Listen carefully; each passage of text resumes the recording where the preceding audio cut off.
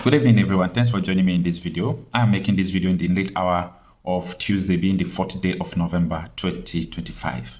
Pay attention. People are now beginning to tell Tinubu the truth. You know, I was telling you people that Tinubu was the one who told the America that we have Christian genocides in Nigeria. Despite the UN has met about that, a lot of news in America have carried it right from 2012 to that 2015. But Tinubu was the one who told the America that there was Christian genocide. You see, when I see people talking, I just look at them because they think that like this modern age we are, it's like 1995 or those Nadeko days and, before 2000. No, years have changed. Things have changed. Now, I thank God people are now beginning to tell Tinubu the truth. And in this video, we are going to look into the interview. In fact, this is one of the best interviews I've ever seen since this issue of Christian genocide started. A lot of people were afraid of Tinubu. They don't want to speak the truth. Oh God, why did you tell America that we have Christian genocide in Nigeria before? Tinubu will tell you that time that what he was saying was true. And actually, it was true. So we are going to look into that. And secondly, on the floor of the Senate today, Akpabio was afraid to talk about Trump. So that resulted to disagreement in the House of Senate. The Deputy Senate President challenged Akpabio, and Akpabio could not talk. Akpabio said we can talk about Trump in the future. Why? Stay with me in this video. Let's dig into it. In this case, I did not say my mind. I'm coming. Don't be scared. I can say. I said I'm not scared of Trump. I will say my mind. I'm a Nigerian. Nigeria is a sovereign nation. I'm a parliamentarian. I'm a deputy president. I can speak on behalf of Nigeria. I'm not scared of Trump. But do not allow others to speak for you. Don't be scared of Trump. Get you something. can say your mind about Trump. Get something. We're a sovereign nation. But get something. Don't allow people to ascribe what you did not say to you. You did wrong, but you didn't say it. That's correct. You didn't say it. Yes. But what I'm saying is that you shouldn't be scared of saying anything. No. If you want me to say it now, I will. Should I say? We're not scared of Trump. I will say, but then listen. We're a sovereign nation. We're not scared of Trump. I can only say what is discussed. And he's saying lies about our country. What he's saying about our country is not correct. And we have the right to dispute. You also think of what you do with the social media that has a lot of breaking news. Breaking news should not break the society. But a situation where somebody will sit in the comfort of his room and produce a report and produce fake pictures of 2023 when the Senate President with senators visited Port Harcourt on a very different thing and say, oh, Senate President answers President Trump. Who am I to answer President Trump? Have you ever heard of such a thing? And the Senate President said that Nigerians are not complaining, that we like the way we are living. That I can deal with it, but then that the Nigerians are not complaining. I have petitioned the police. I've also petitioned the DSS. The comment is in order.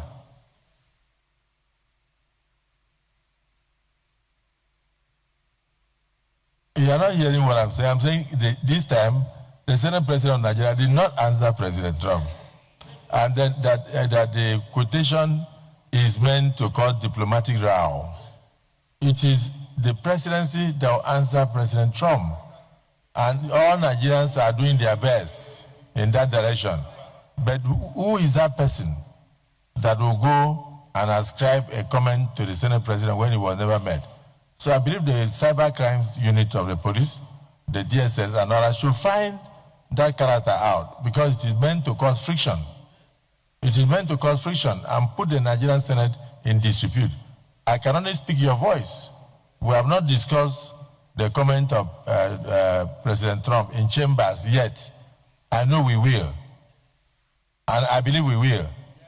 Those in support that we should in future discuss this comment, say aye. Those again say nay. We shall. It's only then that the Senate President can make a comment.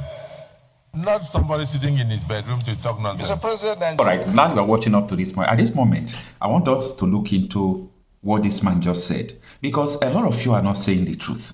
Everybody just playing politics with the people who are dying and the real people who are dying. Take a listen. In 2014, the sitting president, Bola Ahmed Tinubu,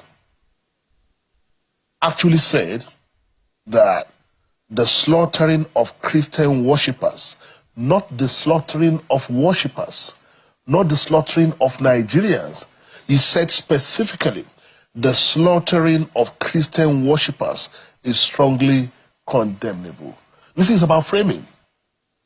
So they were the first to begin to introduce this religious dimension to the problem of insecurity in Nigeria, hoping that they could use it to whip up the American sentiment, to take action against President Goodluck Jonathan.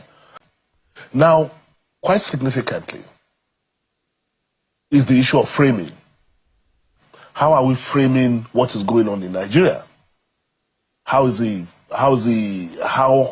world interpreting what is going on in Nigeria? And who are the people framing the narrative of what is going on in Nigeria? So we say that.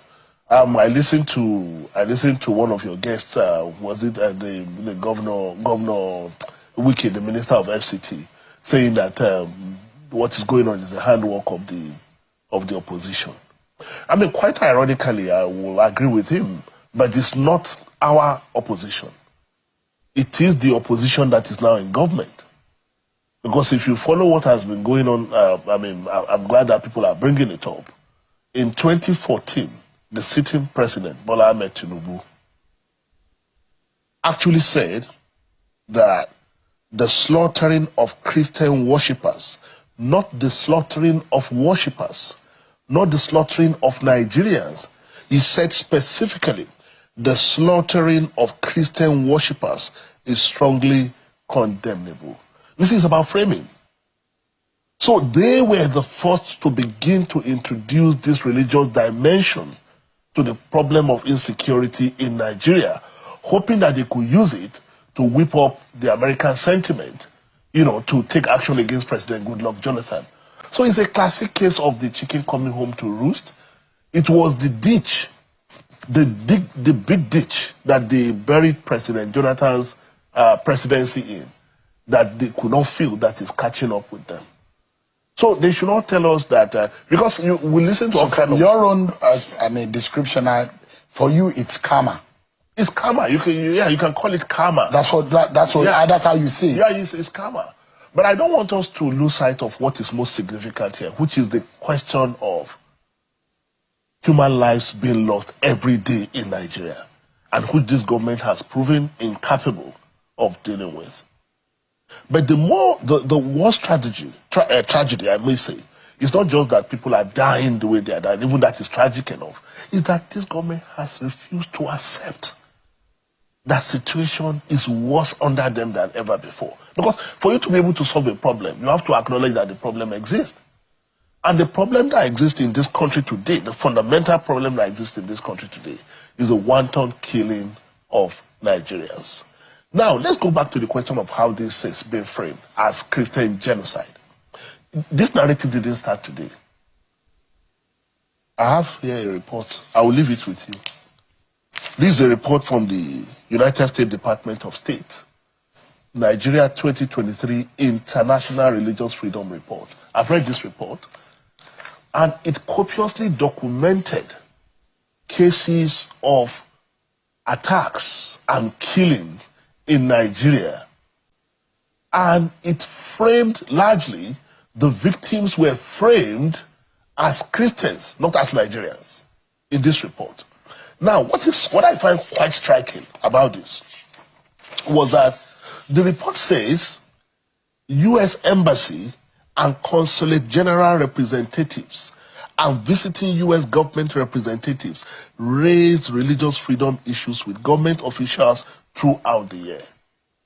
So the government ought to be aware that the Americans are interpreting the security situation in Nigeria from a religious lens. To what extent? Because there are misgivings. Naturally, from a different political prism that you are standing different from this government, and you can see the situation differently. But the conversation here, the truth that we need to tell ourselves, and that those of us who believe that the U.S. president is not particularly very polite in his use of language, and he doesn't respect other people. It's called Nigeria now disgraced country. I disagree totally with that kind of statement. Absolutely. And as a Nigerian, I take an exception to those kind of... Just for a moment.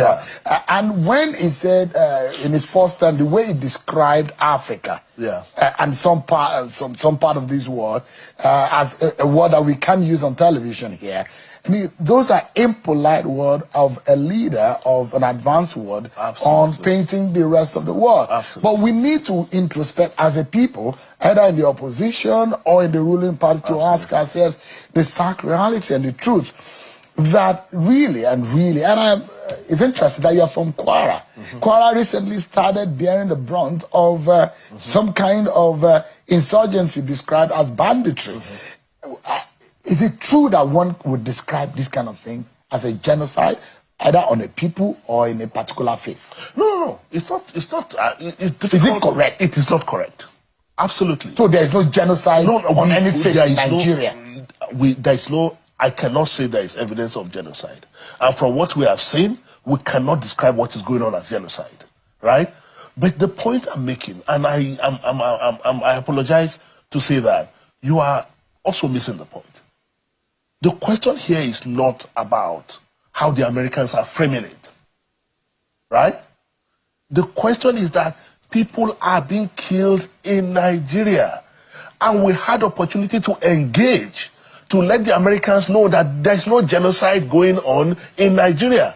And there's no genocide going on along religious lines in Nigeria. But we did not take that opportunity. I just told you here, a 2023 report released in 2024 by U.S. State Department, and they said they've engaged with Nigerians. Somebody in government ought to have seen this and trigger something and say we must engage the Americans to let them know that they are misreading what is going on in Nigeria. And I'm saying that some of the kind of politics we played in the past has also led to the situation we have found ourselves, in addition to what everybody is saying. If you listen to... invariably, the APC government should not blame anybody, they should blame themselves. They should blame themselves. In the first place, they were the architect of this kind of narrative for political reasons. And we are not they did not do enough to correct the situation fast enough when this started. Because this started a few weeks ago, and there are those Nigerians who are unfortunately fueling this. And I mean, anybody may be aggrieved, but the fact remains that when you stand against your own country, you are digging. That's something else. But the debate was started in the Congress when? September 5. I have the bill here. September 5. Nigeria is not aware that the conversation is going on. Come on. Is it the failure of the Ministry of the Interior? It is not. It is this. The external affairs, or foreign affairs, or the presidency, or do we need a special department of reputation management for a government? It's not about reputation. It's about the reality of what is going on in your country. How other people are framing what is going on in your country is one thing. The reality of what is going on, the people of Nigeria that are being killed, that is a different thing. Either Christian or Muslim, it's a fact. And I listen to people saying, oh, no, it's actually more Muslims have been killed. Seriously? So it does not matter. I heard Governor Wike saying that his father was a Christian, the president's wife was a Christian, and nobody is accusing this government of persecuting Christians. Or religious bigotry. So they are missing the point. And that is usually the case. They miss the point because they think any form of criticism is an attack on them. They don't listen. And they have demonstrated historical incompetence. So, you see, the Yorubas call some people amunibuni. I don't know how to translate it in English. I mean, they are... Literally, you're saying that someone who makes others to insult you or to embarrass you. To embarrass you. So that's the kind of government we have. That's the kind of government we have. You see, for us, could that be a good portrayal or a fair representation of this government? We believe so, because like I was trying to say, for us, we are not seeing it as political opportunism, unlike them, right? We feel embarrassed as Nigerians that outsiders are framing our security challenge along these lines that can only further divide us. Because we refuse to protect our own people, because the government refuses to do what it should do.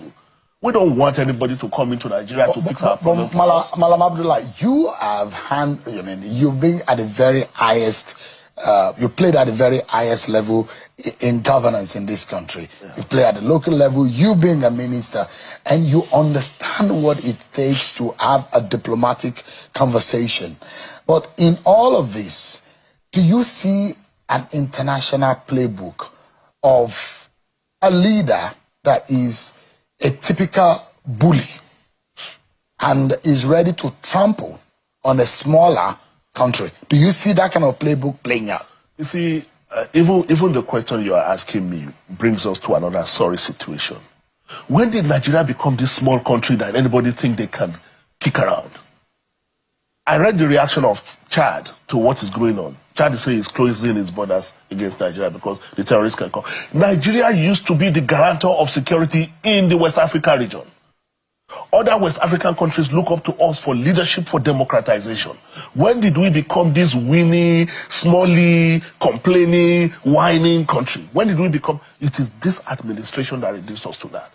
Because, like I repeatedly said, if we had somebody in Washington, D.C., that is representing and articulating what Nigeria stands for, what Nigeria represents, and what is truly going on in Nigeria, perhaps we'll have averted. Invariably, our failure, or the failure of this government to appoint ambassadors, is also an issue. It contributes to it. It contributes to it largely because when people discuss your country, who is in the room?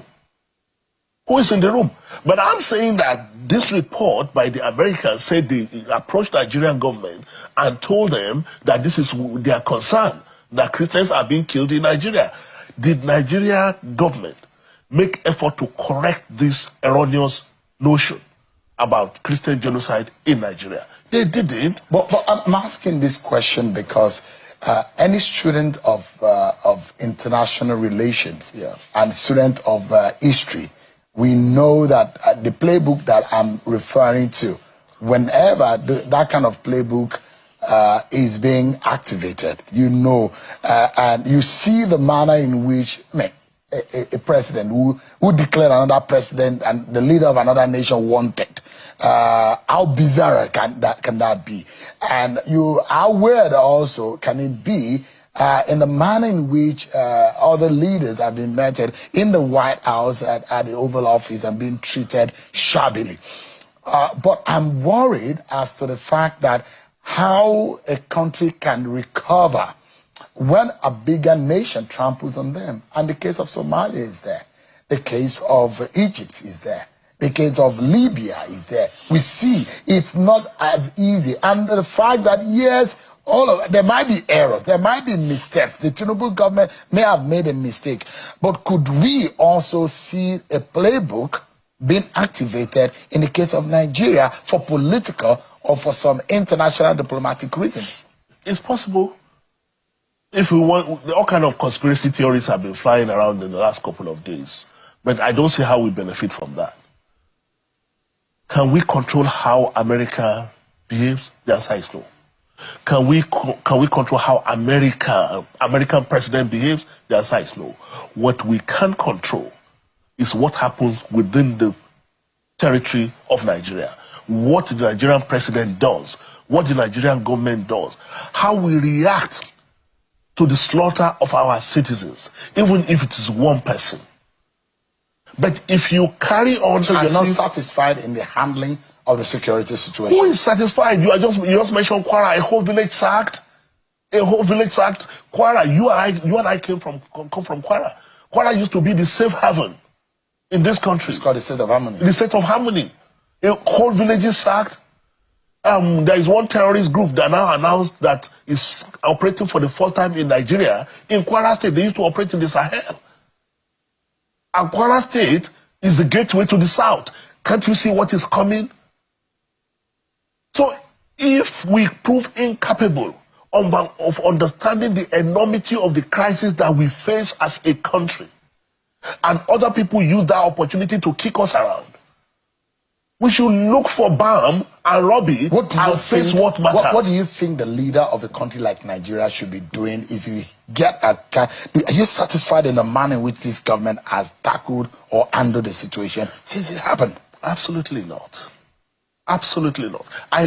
They were busy trying to deny that government has a hand in, or there is any form of Christian genocide going on in Nigeria.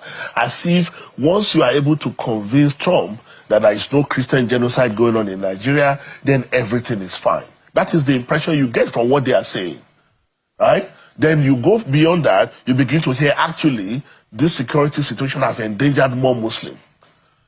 So where is this situation that we face requires one thing. First, humility from the government. To acknowledge that whatever we have done in the last 2 years appears not to be working. Regardless, we want Americans to understand, give us, we are going to solve our problem, and for Nigerian government to bend down and do the real work of protecting Nigerians. When you prove capable of protecting your own people, whether they are Christians or Muslims or animists, nobody is going to come out to say, if you can't fix your problem, we'll fix it for you. If you can't protect your own people, we'll come and do it for you, because we recognize some people as belonging to us, because we worship the same way, so we're coming to fix it for you. Because you fail to do what you should do. Who is afraid of Donald Trump? What is the implication of that statement? Coming gun a-blazing. Is it a happy statement?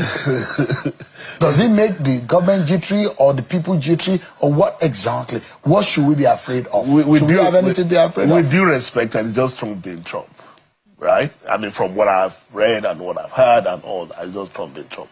But the embarrassment is enough. The mere fact that the president of another country can talk down on our country that way, can say this, that if you can't fix your own problem, if you can't protect your own people, we are coming in gun a-blazing to protect them for you. Forget about the framing as if there are some global religious community or diaspora religious community that is trying to protect. That's not the issue, right? Okay, I read the report that maybe next week President Bola Tinubu will appoint ambassadors. I read it somewhere. I don't know how far it's true. But sure, even if we appoint the ambassadors today, now in the context of what is going on, the Americans will vet and scrutinize whoever we send to the US up to his or her bone marrow. Maybe by the time they are done with that in January, February, then we'll now wait for opportunity for that ambassador nominee to have opportunity to present his letter of credence to the United States government. What we do in Nigeria, we don't do one ambassador. We do 4 or 5 of them at the same time. So maybe they give us till May or June and all that. So by then we are in electionary mode. So we've lost the opportunity. That's the point we are making. There are things we ought to have done, that this government ought to have done in the last 2 years. They don't do it because they don't get it. They don't get it. And they are doubling down on their incompetence.